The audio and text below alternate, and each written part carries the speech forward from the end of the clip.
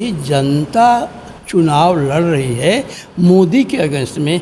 उत्तर प्रदेश का मुख्यमंत्री जो है आपका योगी, देश आज़ाद हुआ और हम देश का आज़ाद हुए 75 ईयर्स हो गया। इतना बड़ा ऑनेस्ट जो है मुख्यमंत्री नहीं हुआ कोई भी। कोई नहीं। ये घूस नहीं लेता है, घूस नहीं लेता है। अधिकारी इसके नाम से डरते हैं, योगी के नाम से। योगी के नाम से अधिकारी योगी के नाम से डरते हैं। लेकिन अमित शाह ने योगी को डिस्टर्ब कर दिया।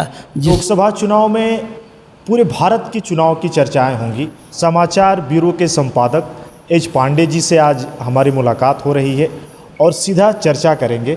सर, अगर लोकसभा की बात करें, पूरे भारत में चुनावी चर्चाएं जोरों पर हैं। इंडिया बनाम एनडीए गठबंधन किसका पलड़ा भारी है? आज जो चुनाव हो रहा है नरेंद्र मोदी वर्सेस जो है राहुल गांधी हो रहा है। लेकिन सिर्फ राहुल गांधी का मैनिफेस्टो, ये बहुत बड़ा मैनिफेस्टो है जिसका मोदी कोई जवाब नहीं दे पा रहा है। मैनिफेस्टो लड़ रहा है, राहुल गांधी नहीं लड़ रहे हैं। राहुल गांधी चुनाव नहीं लड़ रहे हैं, उनका मैनिफेस्टो लड़ रहा है और मैनिफेस्टो नरेंद्र मोदी के ऊपर भारी पड़ गया है। अगर चुनाव की मैं बात करूं तो बड़ा मुद्दा है पूरे भारत में बेरोजगारी। आप क्या कहेंगे? वही तो बेरोजगारी को ही लेकर के तो राहुल गांधी चुनाव मैनिफेस्टो में लड़ रहे हैं कि मैं बेरोजगारी ख़त्म कर दूंगा। राहुल गांधी मैनिफेस्टो बेरोजगारी और जो अभी जो नए नए जो कार्यक्रम्स आ रहे हैं, जो कौन सा बांड है आपका, उसके अगेंस्ट वो लड़ रहे हैं। मोदी के अगेंस्ट अभी वो लड़ नहीं पा रहे हैं। उसके मोदी के अगेंस्ट कोई लड़ रहा है, पैरेलल कोई लड़ रहा है, प्रियंका गांधी। राहुल गांधी के सामने लड़ाई जो है चुनाव की, प्रियंका गांधी वर्सेस नरेंद्र मोदी हो गया है। आपने प्रियंका गांधी की बात की। इंदिरा गांधी के बाद कहा जाता है कि छवि दिखती है प्रियंका गांधी में। वो तो प्रियंका गांधी में इंदिरा जी की आत्मा आ गई है, समा गई है उसके अंदर, जिससे वो नरेंद्र मोदी झुक जा रहा है। केवल वो डर रहा है तो प्रियंका गांधी से डर रहा है और वो किसी से डर नहीं, राहुल गांधी से नहीं डर रहा है, न वो विपक्ष से डर रहा है। विपक्ष में कोई दम नहीं है, विपक्ष तो बटा हुआ है और अपनी लड़ाई खुद लड़ रहा है। जैसे ममता बनर्जी हार रही है, बिहार में लालू की स्थिति अच्छी नहीं है, उत्तर प्रदेश में आपका क्या नाम अखिलेश यादव की अभी अच्छी स्थिति नहीं है। सिर्फ राहुल गांधी जो है मैनिफेस्टो के थ्रू वो नरेंद्र मोदी से लड़ रहा है। बहुत बड़ी लड़ाई लड़ रहा है, छोटा नहीं। मैनिफेस्टो ही विपक्ष को जिता रहा है। मैनिफेस्टो राहुल गांधी का जिता रहा है और राहुल गांधी ने रामबाण है मैनिफेस्टो उसके लिए, चाहे कुछ करे या न करे, मैनिफेस्टो उसको चुनाव में जिता रहा है। अगर मैं भारत की राजनीति की बात करूं, रोजगार बड़ा मुद्दा रहा है। पूर्वांचल की राजनीति में गाजीपुर जिले को आपने काफ़ी करीब से देखा है। विश्वनाथ सिंह गहमरी तक का नाम आता है। गहमरी साहब जो थे आपके, सबसे बड़ा जब पार्लियामेंट हुआ था तो उन्होंने स्पीच दिया था पार्लियामेंट के अंदर कि हमारे यहाँ का जीवन स्तर इतना ख़राब है कि हम लोग गोबर से चना निकाल करके हम लोग अपना जीवन पालन पोषण करते हैं। गहमरी जी तो उस समय जवाहरलाल नेहरू की आँखों से आंसू आ गया। और सबसे बड़े इसके बाद नेता हुए अटल बिहारी वाजपेयी जी, जिसको इन्होंने स्पीच दिया पार्लियामेंट के अंदर। तो जवाहरलाल नेहरू कहा कि एक दिन अटल जी आप देश के प्राइम मिनिस्टर होंगे, और वो देश के प्राइम मिनिस्टर हुए। और एक अच्छे व्यक्तित्व वाले थे, अच्छे व्यक्ति जिनके करप्शन नाम का कोई चीज़ नहीं था, न उनके पास कोई मोह माया था, न किसी अपने परिवारवाद में वो लगे हुए थे। अगर एच पांडे जी, मैं गाजीपुर की राजनीति की बात करूं, जितना करीब से आपने देखा है, अगर मैं आपसे पूछूं क्या बदला, क्या विकास हुआ गाजीपुर ज़िले में? गाजीपुर का जो विकास हुआ है देश की आज़ादी से और आज तक उसका विकास नहीं हुआ। गाजीपुर जो शहर का जो विकास है, शहरों का जो मेंटेनेंस है, शहरों को जो आवास है, इतना बदतर जो है हालत संसार में, इंडिया में कहीं नहीं है। इसलिए मैं तो रिक्वेस्ट करूंगा आपसे कि गाजीपुर का जो डिस्ट्रिक्ट मजिस्ट्रेट कार्यालय है, अन्य कार्यालय है, उठा करके सोहवल में और बड़ौरा के अंदर वहाँ गाजीपुर को नया गाजीपुर बना दिया जाए। क्यों? जगह नहीं है वहाँ पर, आने जाने के लिए दिक्कत है लोगों को, प्रोग्रेस नहीं हो सकता है। ये दो ऐसी जगह है बड़ौदा से लेकर सुगौलिया से सोहवल तक कि यहाँ पर मेडिकल कॉलेज भी खुल सकता है, यहाँ पर डिस्ट्रिक्ट मजिस्ट्रेट बैठ सकता है, सारी मशीनरी जो है आपकी सोहवल के इतना जगह है कि सब कुछ हो सकता है, लेकिन गाजीपुर का विकास कभी हो नहीं सकता। सरजू पांडे जी आए थे एज द कम्युनिस्ट लीडर और उन्होंने पार्लियामेंट का चुनाव, विधानसभा का चुनाव एक ही बार लड़ा और दोनों जगह विजय हुए। तो जवाहरलाल नेहरू ने कहा, प्राइम मिनिस्टर थे, कि हुई द सरजू पांडे, हम देखना चाहते हैं कि पार्लियामेंट के अंदर और विधानसभा के अंदर दोनों सीटें एक ही बार ले गया वो आदमी। बहुत खुश हुए नेहरू जी कि सरजू पांडे जी आपको आगे बहुत बढ़ना है। अगर मैं एच पांडे जी, जितना करीब से आप देख रहे हैं, गाजीपुर की सीट बड़ी हाई प्रोफाइल सीट है, जहां पर बीजेपी से इस समय जो प्रत्याशी हैं पारसनाथ राय, सपा से अफजाल अंसारी और बसपा से डॉक्टर उमेश सिंह हैं। मैं बता रहा हूँ अब ये जो तीनों जो चुनाव लड़ रहे हैं, जो मिस्टर उमेश, क्या बताया आपने? उमेश सिंह, बसपा। उमेश सिंह का परफॉर्मेंस जो है पहले से अब बेटर हो गया है। उनको हरिजन, ब्राह्मण और उनको ठाकुर वोट दे रहे हैं। भले उनके पास पैसा ना हो, लेकिन जो यूथ, नया यूथ आया हुआ है, चाहे वो डिग्री कॉलेज हो, चाहे इंटर कॉलेज हो, चाहे कहीं का यूथ हो, अब सिंह के प्रति जो है, उनके ईमानदारी के प्रति अब लोग जो है जागरूक हो रहे हैं, उनको समर्थन दे रहे हैं। और अभी बीजेपी और में जो पारसनाथ राय हैं और सपा में अफजाल, उनका क्या माहौल है? नहीं, अफजाल और पारस राय के अंदर क्योंकि पारस राय एक बीजेपी के कैंडिडेट है, तो उनका सुधार धीरे धीरे हो रहा है। अभी हाईलाइट में नहीं आए हैं, लेकिन जो मोदी जी का जो नारा जो चल रहा है अभी भी, उसके और जो मुझे भी के जो ब्राह्मण हैं, वो सब लोग जो हैं, ब्राह्मण हैं, भुनिहार हैं, ठाकुर हैं, पारस राय के तरफ जो है, पारस राय के तरफ जो है धीरे धीरे धीरे उनके प्रति आ रहे हैं लोग। क्या मनोज सिन्हा यहाँ से खड़ा नहीं हुए?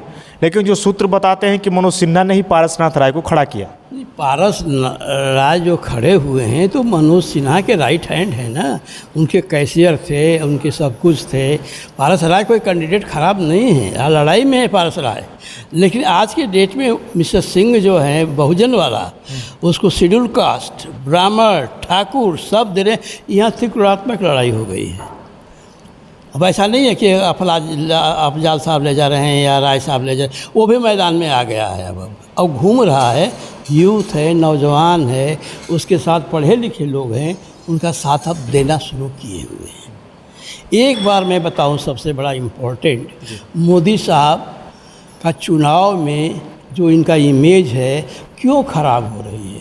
अयोध्या के अंदर जब वो शिलान्यास हो रहा है भगवान राम का, उस समय बड़े बड़े आपके जो है महंत, द्रोणाचार्य, बड़े बड़े क्या बोलते हैं आप उनको, जो धर्मों के जो हैं, जो धर्मों के जो गुरु, धर्मगुरु, उन्होंने मना किया कि अभी समय नहीं है, इसका उद्घाटन मत कीजिए, भगवान राम को मत अभी यहाँ पर ले आइए।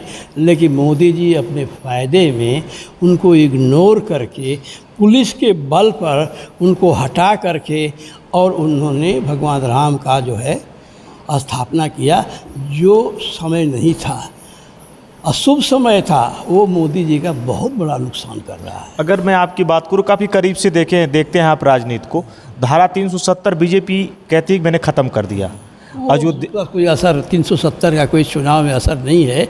सबसे बड़ा असर है कि भगवान राम का जो स्थापना हुआ, एक हिंदू जो सबसे बड़े ब्रह्मचारी थे, मतलब वो गुरु थे, धर्म के गुरु थे, अपने पूरा जीवन धर्म के ऊपर ही लगा दिया। उन्होंने रिक्वेस्ट किया मोदी जी से कि अभी समय नहीं है, पूजा मत कीजिए, भगवान का स्थापना मत कीजिए। लेकिन अपने स्वार्थ के नाते इन्होंने भगवान का वहाँ पर जो है उद्घाटन कर दिया। स्वयं बैठ गए, जो पांचों आपके जो इंडिया भारतवर्ष के जो सब थे, गुरु मतलब सबके गुरु, भगवान का एक, वो भगवान के एक रूप थे, अपने जीवन पूरा भगवान के लिए लगा दिए थे, उसका उन्होंने उल्लंघन किया। जो आज मोदी जी को संघर्ष करना पड़ रहा है, सबसे बड़ी उनकी भूल थी। और जाके स्वयं बैठ गए और स्वयं उद्घाटन करने लगे, जबकि उनका जगह नहीं थी, उनका जगह तो महान गुरुओं की थी भाई।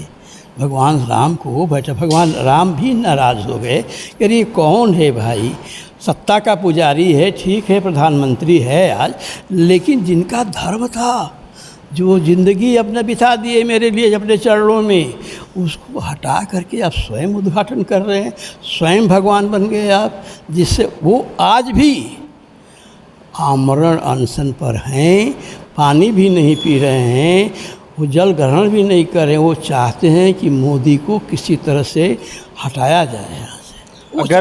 अगर बीजेपी की मैं बात करूं तो बीजेपी कहती है 400 के पार और विपक्ष कमज़ोर है, आप क्या देखते हैं? विपक्ष कमज़ोर नहीं है, मैंने कहा ना, विपक्ष की तरफ से केवल राहुल गांधी का मैनिफेस्टो लड़ रहा है, विपक्ष नहीं लड़ रहा है, राहुल नहीं लड़ रहे हैं, राहुल का मैनिफेस्टो लड़ रहा है। और सबसे बहुत बड़ा नारा है, गरीबी मिटा दूंगा, 1 लाख रुपया दूंगा, जो मोदी साहब पहले नारा दिए थे, उसी नारे को राहुल गांधी ने पकड़ लिया।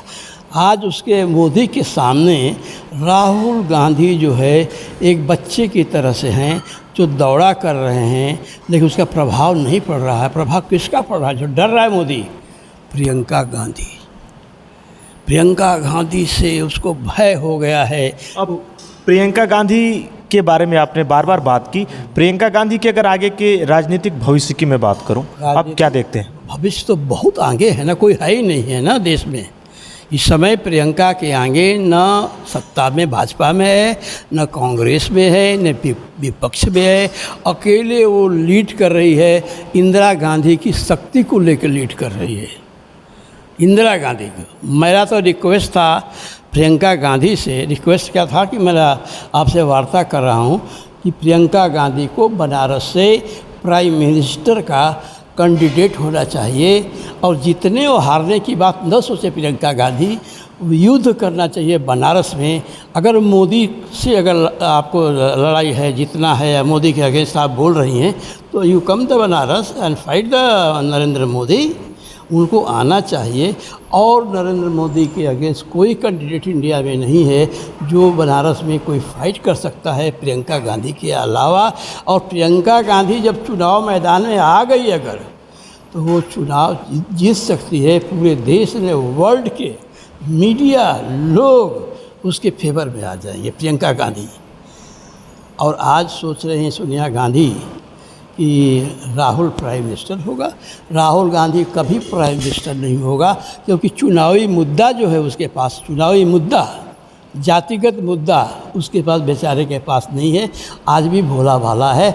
आज अगर चुनाव कांग्रेस को चाहिए जीतना, कांग्रेस को चाहती कांग्रेस मोदी को हरा दें, खड़गे को प्राइम मिनिस्टर डिक्लेयर कर दें और रायबरेली से उसको टिकट दे दें, खड़गे को। आप खड़गे को कहाँ देखते हैं? खड़गे तो दलित नेता है भाई, साउथ का दलित नेता है। मायावती को अगर कोई हरा सकता है, मायावती को कोई काट है, आज मायावती का कोई काट है तो खड़गे है। इनको तुरंत डिक्लेयर कर देना चाहिए, नहीं तो विपक्ष चुनाव हार जाएगी। मायावती वोट काट रही है, 1 लाख, 1.5 लाख, 2 लाख हर क्षेत्र में काट रही है। जिस दिन खड़गे या प्राइम मिनिस्टर का कैंडिडेट होगा कांग्रेस का या देश का, उस दिन कांग्रेस सरकार बना सकती है, नहीं तो सरकार नहीं बना सकती। खड़गे उत्तर प्रदेश की बात करूं महेश पांडे जी, तो बसपा का कहीं नाम नहीं था, तो क्या इस समय भाजपा और सपा के मुकाबले बसपा किंग मेकर की भूमिका में है? किंग मेकर नहीं, भाजपा का वोट काट रही है मायावती, बहुत बुरी तरह से काट रही है, जिसका फ़ायदा अपोजिशन को हो रहा है, मायावती को नहीं हो रहा है। मायावती तो 1 सीट भी नहीं निकाल पाएगी। लेकिन आज के डेट में लाख, सवा लाख हर क्षेत्र में वोट काट रही है, भारतीय जनता पार्टी का काट रही है वोट, जिससे भारतीय जनता पार्टी सोच रही थी कि हमको फ़ायदा होगा, जिसका नुकसान हो रहा है। अगर मैं आपकी बात आपसे पूछूं, गाजीपुर की राजनीति में विश्वनाथ सिंह गहमरी जो कि संसद में रोते हैं, प्रधानमंत्री की आंखों में आंसू आते हैं, हाँ, लेकिन मैं आपसे पूछूं कि बदलाव क्या आया आप गाजीपुर की राजनीति को कहाँ से देखते हैं? तीनों कैंडिडेट हैं, कौन सही है? आप तीनों फाइट कर रहे हैं आपस में, अब तीनों आपस में समाजवादी भी कर रही है, पार्सराय भी कर रहे हैं। जिसको लोग कमज़ोर समझ रहे थे कि ये कैंडिडेट है और बीएचयू का महामंत्री रहा है, ये माफिया क्लब का है, वो सही कह रहा है। उसके पास पैसे नहीं हैं और लोग उसके प्रति सहानुभूत नौजवानों का हो रहा है। अब आगे क्या होगा तो देखना पड़ेगा। अगर मैं इंडिया में डिफेंस की बात करूं, आपने सेना को काफ़ी करीब से देखा। बात और बता दूं, वो तो बहुत हम लोग भूल चुके हैं जी। एक बार में प्रधानमंत्री ने, नरेंद्र मोदी जी ने बहुत भारी गलती की है, बहुत भारी गलती की है। 80 करोड़ लोगों को भिखारी बना दिया है 5 केजी अनाज देकर के। बहुत बड़ा पाप किया है। लोग बेरोज़गार हो गए हैं, लोगों को गांव में मज़दूर नहीं मिल पा रहे हैं। आज भी खेत ऐसे ही पड़ा हुआ है लोगों गाँव में, लेकिन मज़दूर नहीं हैं, क्योंकि वो कह रहे हैं कि हमको तो 5 केजी अनाज और नमक मिल जाएगा, हमको काम करने की ज़रूरत क्या है। प्रधानमंत्री की सबसे बड़ी भूल है कि अनाज दे करके 5 केजी, और हम भारतवर्ष में लोकसभा का चुनाव लड़ लूँगा और प्रधानमंत्री बन जाऊँगा। उनको इतना बड़ा अपराध नहीं करना चाहिए देश की जनता से कि हम 5 केजी अनाज, 5 केजी अनाज पर आप चुनाव जीतना चाहते हैं। राशन देना गलत है, वो बहुत भारी गलत है। बेरोजगारी और बढ़ गई है। 80 करोड़ लोग भीख मांगने लगेंगे अब कुछ दिनों में, क्योंकि वो काम ही नहीं करेंगे, नौकरी ही नहीं करेंगे। वो 5 केजी मोदी जी दे देंगे। मोदी जी को इतना बड़ा प्रधानमंत्री को भूल करना चाहिए। 5 केजी अनाज पर वोट मांग रहे हैं आप, शर्म आनी चाहिए। चाहे हम प्रधानमंत्री हों या न हों, इतना बड़ा नारा नहीं देना चाहिए। लेकिन बीजेपी तो कहते हैं पूरी दुनिया मोदी जी की मुरीद है। नहीं कह रही है बीजेपी ना, उनका एजेंडा अपना है, वो कह रही है, अपने पार्टी का एजेंडा है। आज मोदी की हालत इतनी ख़राब है, इतनी ख़राब है। ख़राब कैसे है? सिर्फ एजेंडा को लेकर के। राहुल गांधी का इतना बड़ा एजेंडा हो चुका है आज के डेट में, मैनिफेस्टो।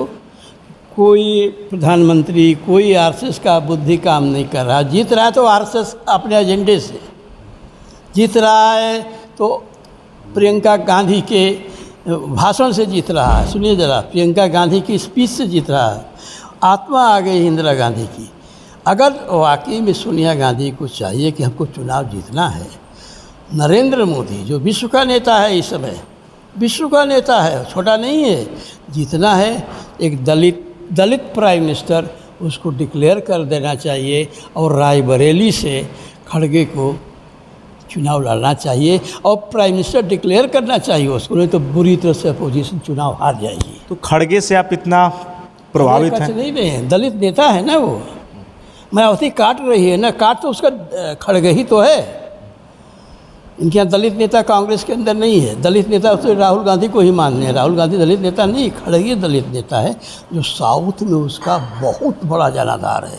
अगर उत्तर भारत में आ गया तो कांग्रेस का जो वोट बैंक है वो बहुत ज़्यादा बढ़ जाएगा कांग्रेस का। कांग्रेस तब चुनाव जीत सकती है। खड़गे को इग्नोर करके सोनिया गांधी चाहती हैं। चुनाव बहुत टफ है, मुश्किल है। अगर मुश्किल है तो बीजेपी आ जाएगी। तब अगर मैं इंडिया बनाम एनडीए का मुकाबला है, आप काफ़ी पूरे भारत की राजनीति को देखते हैं। हाँ, उसी पे बात की। किसका पलड़ा भारी है? किसका? अभी इंडिया बनाम एनडीए। अभी मोदी का जो चुनाव अभी 2 हुआ है, उसमें मोदी बहुत बुरी तरह से चुनाव हार रहे हैं, मोदी दोनों। लेकिन जो तीसरा होगा, मोदी जितना उनको शक्ति बल है, जितना शक्ति बल का प्रयोग करना है वो करेंगे और आगे वाले चुनाव में ये लोग करेंगे। कुछ भी हो सकता है मोदी को चुनाव जिताने के लिए। तो उस समय क्या है, उस समय विपक्ष कमज़ोर हो जाएगा, क्योंकि इसके पास पूरा पावर है मोदी के पास में, और पावर का इस्तेमाल मोदी करने जा रहे हैं। अब ये तीसरे 7 तारीख को जो चुनाव हो रहा है, पावर का, आखिरी पावर का। कैसा power? Power, muscle power, police power, प्रशासन पावर, सब तो उसी के हाथ में है। पूरा मोदी लगा देगा, जो चुनाव नहीं हारना चाहता है, पूरी शक्ति झोंक देगा।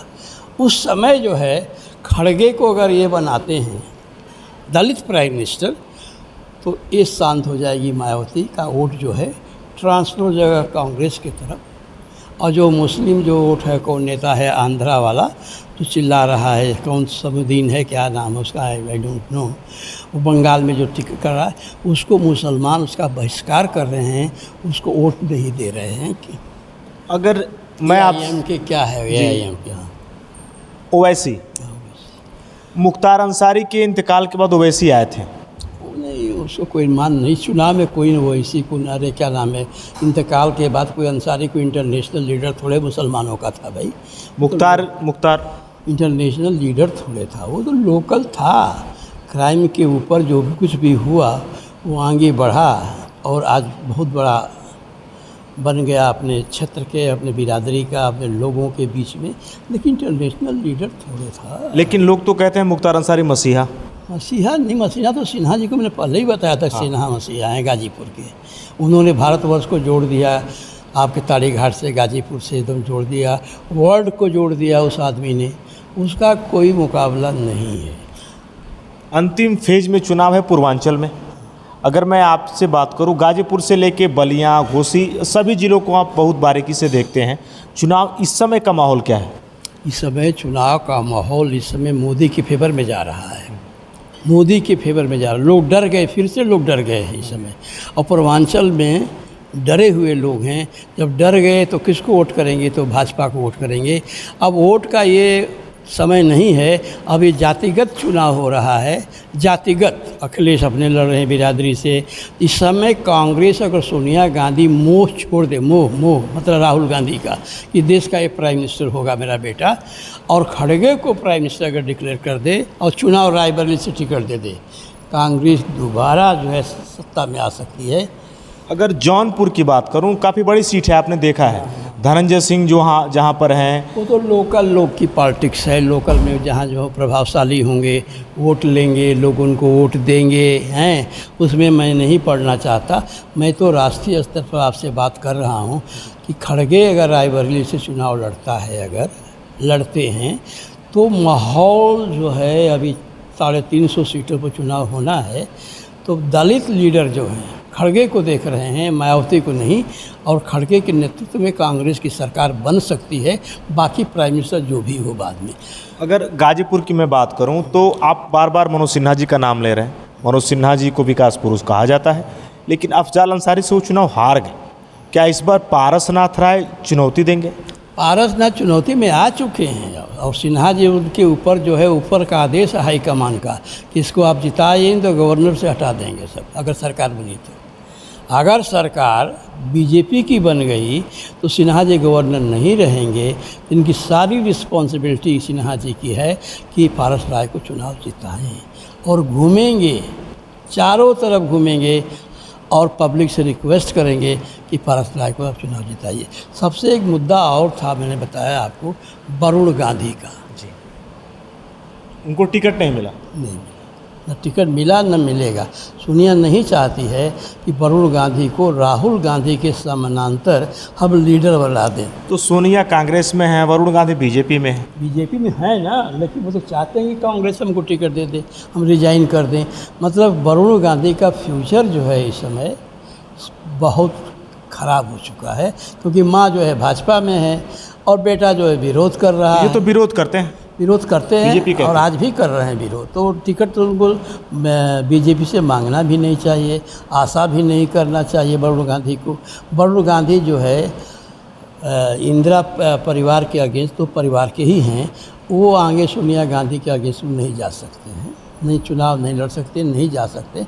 बाद में तो पार्लियामेंट में आ सकते हैं, लेकिन इस समय जो है कांग्रेस उनको अपना टिकट नहीं देगी।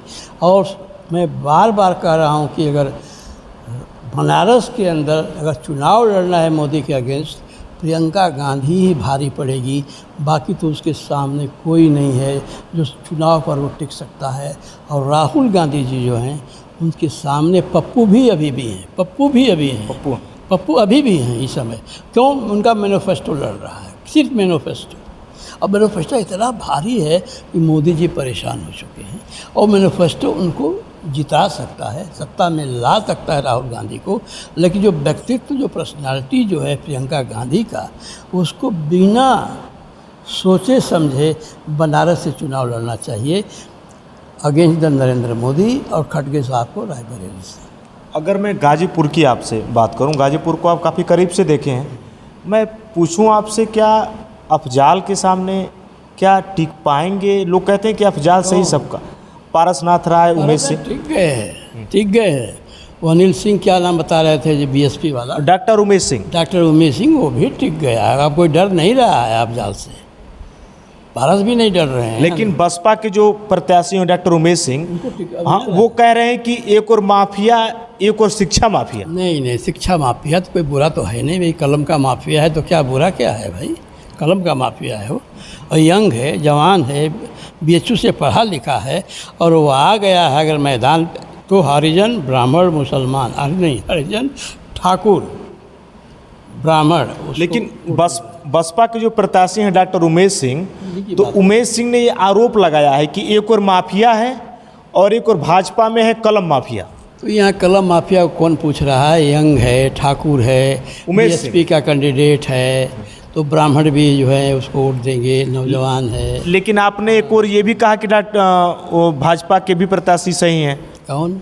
आपने कहा कि पारसनाथ राय भी सही हैं। भाजपा के हैं ना पारसनाथ राय, तो लड़ाई लड़ रहे हैं ना। और बसपा में तो है ही हैं, सिंह साहब जिनकी बात आप कर रहे हैं। तो फिर कौन किससे लड़ेगा इस समय? आप तीनों लड़ रहे हैं इस समय, तीनों लड़ाई में हैं, कोई कमज़ोर नहीं है। सिंह भी हैं, राय साहब भी हैं, और आपके अंसारी साहब भी हैं, तीनों युद्ध में हैं। लेकिन इसके बाद पता चलेगा 15 तारीख के बाद मई में कि आगे की क्या स्थिति बन रही है। हमारा एक सुझाव था जी कि नरेंद्र मोदी जो प्राइम मिनिस्टर हैं आज के डेट में, 10 साल रहे, गरीबी तो दूर नहीं किए, लेकिन 80 करोड़ को भिखमंगा बना दिए, बेरोजगारी पर ला दिए। एक बहुत बड़ा काम किया उन्होंने। क्यों प्रधानमंत्री बेरोजगार थे, पहले चाय बेचते थे, समोसा ट्रेन में बेचते थे, तो उन्होंने चाहा कि देश के लोगों को समोसा और चाय के ऊपर कर दो। आज वो गरीब बना दिए 80 करोड़ को 5 केजी दे करके, 5 केजी दे करके 80 करोड़ लोगों को बेरोजगार बना दिए। आज एक भी मजदूर नहीं मिल रहा है काम करने के लिए। अरे हमको तो 5 केजी मिल रहा है। इतना अपराध कर दिया है ये 5 केजी दे करके, जिसकी अब तुलना नहीं कहा जा सकता। उनको नहीं करना चाहिए था। 80 करोड़ लोगों को अब अनाज देंगे, 80 करोड़ लोगों को अब अनाज देंगे आप, तो काम क्यों करेगा? तब वो नौकरी नहीं दे रहे हैं उसको, उसकी समस्या को दूर नहीं कर रहे हैं, उसको आवास नहीं दे रहे हैं। 5 केजी अनाज, तो 5 केजी अनाज पर आदमी घर बैठे खा रहा है कि क्यों जाएगा काम करने भाई? मजदूर नहीं मिल रहे हैं। सबसे हारने का मोदी जी का सबसे बड़ा कारण होगा वो जो ब्रह्मचर्य जो लोग थे, चारों मना किए थे कि अभी समय अनुकूल नहीं है, आप जो है अभी उद्घाटन मत कीजिए, भगवान राम का मत कीजिए। लेकिन वो नहीं माने, अपने स्वार्थ में जो है उन्होंने जाकर के अयोध्या के अंदर कर दिया। अगर मैं ब्राह्मणों की बात करूं तो बीजेपी ये कहते हैं ना कि ब्राह्मण उनके पाले में ही हैं। नहीं, ब्राह्मण इस समय त्रस्त है एकदम। मोदी के सारे जो कार्यक्रम जो हो रहे हैं, बुद्धिजीवी, ब्यूरोक्रेट्स, ब्राह्मण सब उल्टा हो गए, सब नाराज़ हैं उसके कार्यक्रम से। बिना कारण कि सबसे अयोध्या का कार्यक्रम को देख लीजिए, मेन अयोध्या है। वो आदमी को उद्घाटन करने के वजह राजनाथ सिंह से करा देता, योगी से करा देता, लेकिन वो स्वयं बैठ गया करने के लिए, इससे लोगों को बड़ा तकलीफ हुई। प्रधानमंत्री हैं तो वो तो करेंगे। नहीं, प्रधानमंत्री का दायित्व तो नहीं है कि प्रधानमंत्री हैं तो आप जाकर भगवान राम को स्थापित कर दें। देखना चाहिए कि साधु महात्मा कौन, भगवान राम को पद एक अलग है, लेकिन जो गरिमा थी उन लोगों की तपस्याएँ थी भगवान राम को बैठाने की, जो किया उन्होंने, उसका इनके अगेंस्ट हो रहा है। तो अभी वो तपस्या भी कर रहे हैं। तो साधु महात्मा तो गए थे? ना, कोई नहीं गया था, कोई नहीं। बाइकाट कोई नहीं गया, कोई नहीं। किराए पर एक आध पंडित को ले गए वो, देखिए कोई जो बड़े बड़े महात्मा, वहाँ पुलिस का पहरा पड़ गया, लगा दिया उन लोगों के यहाँ।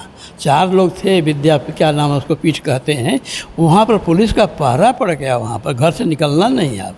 तो ये पावर में जो इन्होंने किया उसका असर जो है भगवान के राम के भी ऊपर पड़ा।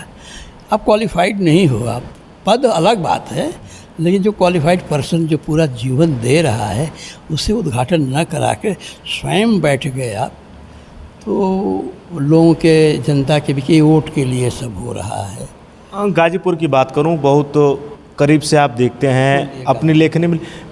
मुख्तार अंसारी की बात होती है कि मुख्तार अंसारी का फ़ायदा होगा, बीजेपी का ये कहते भी लोग कि ये तो माफिया था। अब देखिए कोई फ़ायदा तो है नहीं, जहाँ जाना था उसको चला गया अब हैं। अफजाल कमज़ोर हो गए हैं अब, लेकिन अफजाल आज फाइट में हैं। अगर अखिलेश यादव ने उनको टिकट दिया, अगर टिकट उनको मिलना भी चाहिए, तो वो फाइट में रहेंगे, लड़ाई में रहेंगे। लेकिन जनता से अगर पूछिए आप, कोई अफजाल के प्रति कोई सहानुभूति थोड़े है। वो तो पावरफुल आदमी है, डर के मारे लोगों की सहानुभूति है। लेकिन कैसा डर? भय है, एक भय होता है ना कि अरे भाई अभी बिजली चली जाएगी, अफजाल आ जाएगा, मुख्तार अंसारी आ जाएगा, कुछ बात तो हो जाए। तभी भय लोगों के बीच में था, वो भय ख़त्म हो गया है। सब लोग स्वतंत्र हो गए, हर बिरादरी के लोग, जात के लोग। अब इसका कितना असर पड़ेगा, कितना असर पड़ेगा तो अफजाल ही बेचारा जानता होगा। उस पर मुकदमे भी हैं, कोर्ट के अंदर मुकदमे। इतना अफजाल दुखी थे, क्या चुनाव लड़ेगा भाई के मरने के बाद में, क्या होगा पार्लियामेंट तो ऐसे ही है, आजीवन पार्लियामेंट में है, न भी हो तो कोई फ़र्क नहीं पड़ता। लेकिन बहुत दुख है भाई के मरने के बाद में, अफजाल को जो है बहुत कष्ट है। लेकिन उस कष्ट को तो हम लोग दूर नहीं कर सकते। लेकिन तीनों लड़ाई में है आज, अफजाल, सिंह और पारस राय। बीजेपी 2 बार लगातार लोकसभा का चुनाव जीती, तीसरी बार मोदी जी कह रहे हैं इस बार भी हम आएंगे, आप क्या कहेंगे? मोदी जी ने कह रहे हैं, मोदी जी कह रहे हैं कि हम आएंगे। इस बार जो है मोदी जी का आना मैनिफेस्टो के आगे वो फेल कर गए हैं राहुल के। राहुल का मुकाबला नहीं कर रहा है, लेकिन मैनिफेस्टो जो है वो मुकाबला मोदी से कर रहा है। और आज के डेट में मोदी, राहुल गांधी नहीं लड़ रहा है मोदी जी से, देश की जनता लड़ रही है, देश की पब्लिक लड़ रही है मोदी से। अपोजिशन कहाँ? अपोजिशन तो बटा हुआ है। जब जनता लड़ती है किसी के अगेंस्ट में, जैसे जयप्रकाश जी थे, तो जनता लड़ती थी इंदिरा गांधी से, जेपी नहीं लड़ रहा था, जनता, घर से जनता निकल गई थी। वैसे ही जनता चुनाव लड़ रही है मोदी के अगेंस्ट में। राहुल और क्या नाम है, ममता और लालू, कोई चुनाव नहीं लड़ रहा है, कोई नहीं, जनता लड़ रही है। और जनता जब लड़ेगी तो भाई साहब उसको तो कोई कंट्रोल कर ही नहीं सकता ना, तिवारी जी, कोई नहीं। गाजीपुर की पूरे भारत की राजनीतिक बिसात पर, लोकसभा पर आज चर्चा हुई। आज हमारे साथ एक खास मुलाकात एच पांडे जी के साथ, उन्होंने बताया लोकसभा के बारे में। आपने इतना समय दिया, आपका बहुत एक बहुत। बात और के बारे में बता रहा हूँ, उत्तर प्रदेश का मुख्यमंत्री जो है आपका योगी, देश आज़ाद हुआ और हम देश का आज़ाद हुए 75 ईयर्स हो गया।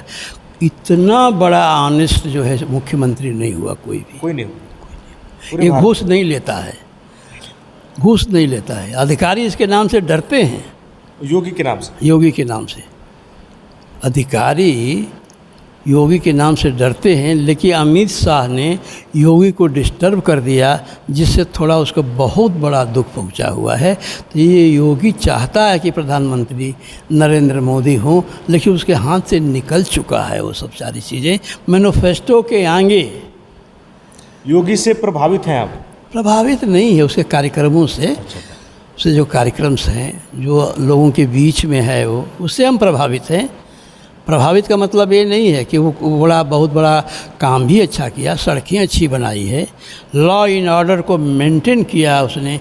जो लोग आज चैन से सोच सकते हैं, आज सोच सकते हैं, सो भी रहे हैं लोग, अरे योगी आ जाएगा, योगी करप्शन को पकड़ लेगा, तो भय है। लेकिन अमित शाह ने उसको रौंद दिया, उसको चलने नहीं दिया। रोज़ योगी को अमित शाह हटा रहे हैं कि वो आएंगे, इसको हटा देना चाहिए। योगी की कोई अंदर बुराई नहीं है, बैचलर है, कोई लोभ नहीं है, हैं, कोई और चीज़ों में इन्वॉल्व नहीं है, वो संत है एक, तो संत का असर तो पड़ता है। लेकिन ये जो मैनिफेस्टो है उसका बार बार जो है राहुल गांधी का, वही सामने आके लड़ रहा है, कोई जवाब नहीं है उसका, बस लास्ट। आज एक खास मुलाकात एच पांडे जी के साथ, चुनावी चर्चा लोकसभा की हुई और जिस बारीकी से बताया पूरे भारत की राजनीति को, लोकसभा को, आपने इतना समय दिया, आपका बहुत बहुत धन्यवाद। Thank you.